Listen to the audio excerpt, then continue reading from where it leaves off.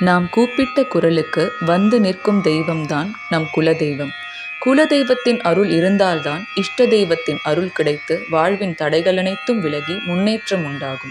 அமாவாசை தினத்தன்று குலதெய்வ வழிபாடு செய்வதால் குலதெய்வத்தின் பரிபூரண அருள் கிடைத்து வாழ்க்கையில் தடைகள் அனைத்தும் விலகி முன்னேற்றம் உண்டாகும்.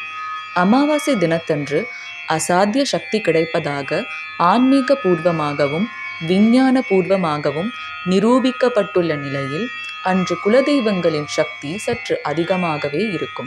குலதெய்வ கோவில் செல்ல முடியாதவர்கள் குலதெய்வத்தை வீட்டிலேயே வழிபடலாம்.